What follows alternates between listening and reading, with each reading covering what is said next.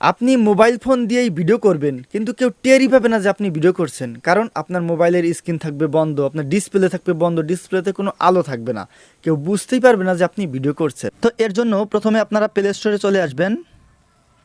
Play স্টোরে এসে এখান থেকে সার্চ করবেন এক্স এক্স ক্যামেরা, সার্চ করবেন। সার্চ করার পরে এই যে দেখুন প্রথম যে অ্যাপসটা, এটা আপনারা ইনস্টল করে নেবেন। এরপরে ইনস্টল হয়ে গেলে ওপেন করবেন। ওপেন করার সময় কিছু পারমিশন পাবে, আমরা ডান দিকে স্ক্রল করব। এবার দেখুন স্টার্ট রেকর্ডিং, ওখানে ক্লিক করব। ওকে, এবার আমাদের কিছু সেটিং করে নিতে হবে। নিচে ডান পাশে স্টার্ট ক্যামেরা, ডান পাশে দেখুন সেটিংয়ে ক্লিক করবেন। এখান থেকে প্রাইভেসি সেটিং এখানে ক্লিক করবেন। এখান থেকে আপনারা দেখতে পাচ্ছেন যদি গ্যালারিতে সেভ করতে চান এটা অন করে দিবেন। যে দ্বিতীয়তে প্রাইভেসি মোড মিনি প্রিভিউ, এখানে ক্লিক করে এখান থেকে আপনারা নাথিং দিয়ে দেবেন, তাহলে কোনো লোগো থাকবে না আপনার ডিসপ্লের উপরে। এখন ব্যাক কভার নিচে দেখুন ক্যামেরা অ্যান্ড ভিডিও সেটিং, ওখানে ক্লিক করবেন। এখান থেকে আপনি কোন ক্যামেরা দিয়ে ভিডিও করতে চান, ফ্রন্ট ক্যামেরা নাকি ব্যাক ক্যামেরা, সেটা সিলেক্ট করে দেবেন। ফ্রন্ট হলে ফ্রন্টে সিলেক্ট করবেন, ব্যাক হলে ব্যাক। রেকর্ডিং অডিও এটা অন রাখবেন, ফ্ল্যাশ লাইট এটা অবশ্যই অফ রাখবেন। ভিডিও কোয়ালিটি আপনি কী চান সেটা আপনি সিলেক্ট করে দেবেন, এইচডি এফএইচডি যেটা চান আর কি।